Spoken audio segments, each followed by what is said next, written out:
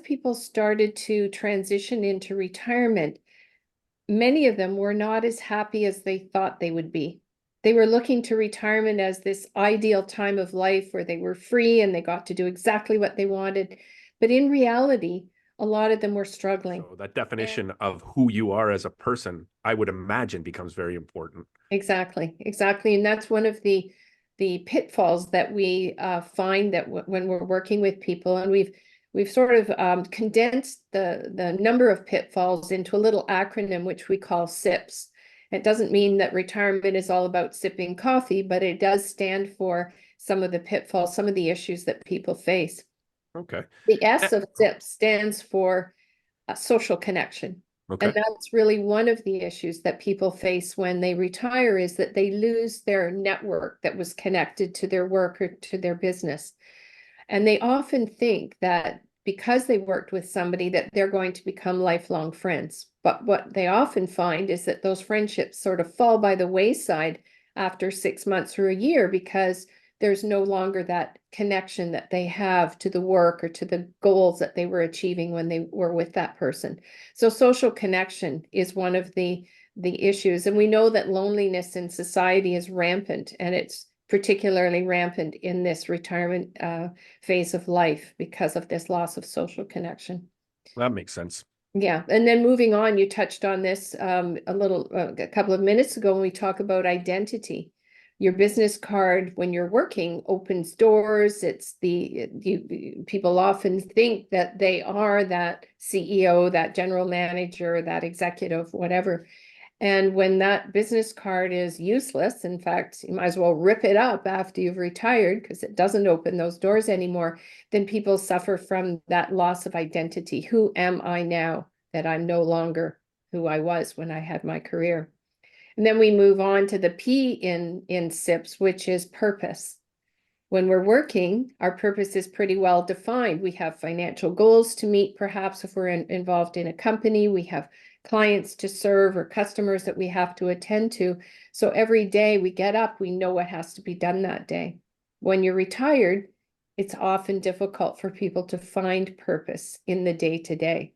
And that loss of purpose adds to kind of an aimlessness, and it can also lead to kind of being depressed, lonely, and worse. So purpose is critically important to maintain a healthy life in this phase of life. And then the final S stands for structure. Again, when we're working, our days are punctuated by 9 to 5, let's say, and weekends are off. But the loss of structure, while it's very appealing initially in retirement, it becomes quite a problem when people start sleeping in, turning on the TV, watching too much news, maybe having a cocktail at noon, another one at 4 o'clock, and we can anticipate what happens from there. Slippery slope.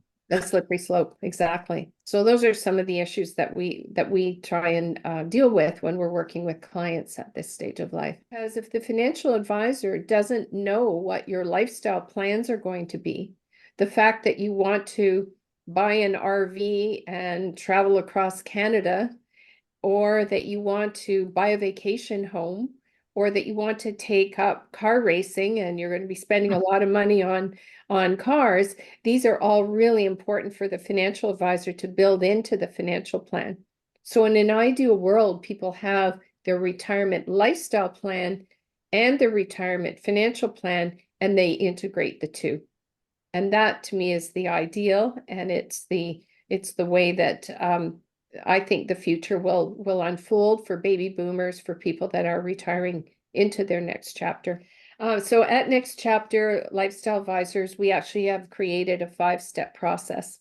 And the first step is that we ask our clients to do a behavioral assessment, which then I interpret and give them back really a reading on who they are at this stage of life.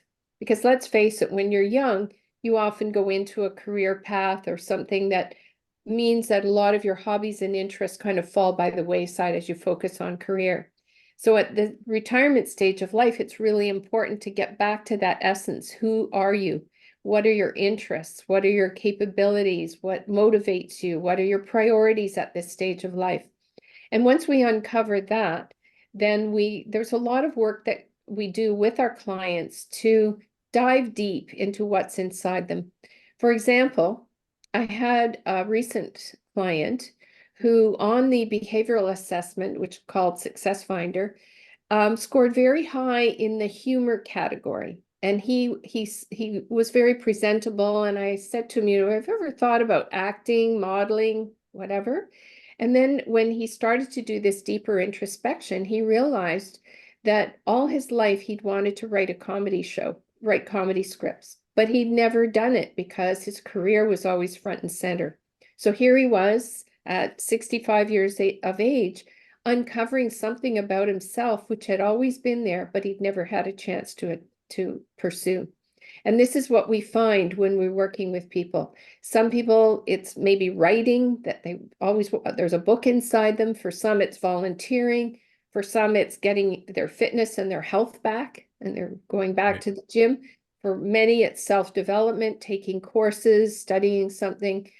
So it could be any number of things, but we help people get in touch with that's inside them. And then we help them make a plan. And the model that we use for the planning is called your happiness portfolio for retirement. And it consists of 8, let's call them asset classes, just like a Okay. financial portfolio. And like a financial portfolio, the happiness portfolio should be balanced and diversified. So we look at the 8 areas of life, all non-financial. We don't do any financial work ourselves, and we help them plan this happiness portfolio for retirement. And then people come out of it saying, you know, I really am going to put my name forward for a board seat, or I'm going to sign up to volunteer, or I'm going to go back to school, or I'm going to join a gym. And we hold them accountable, because I've seen too many plans get filed in the bottom drawer, never to be seen again. And we really want our clients to thrive in this stage of life. So we want to really help them get on with what it is they've declared they want to do. But the whole process really ends up with people being exuberant about their next chapter and having a detailed plan that they can follow to keep them on track. Of course, you can always course correct. That's not cast in stone. You can do any number of makeovers, do-overs that you want, unlike financially. But it does get people really excited and clear about what they want in their next chapter. And that to me is the real value of it. Do you have any final words? If someone's coming close to retirement, like what's your number one piece of advice or any final words you would share with the audience here?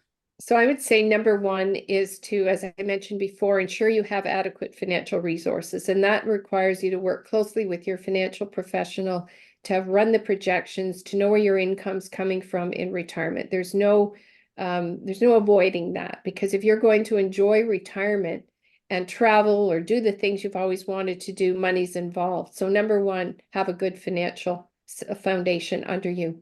But then don't leave the planning until it's too late.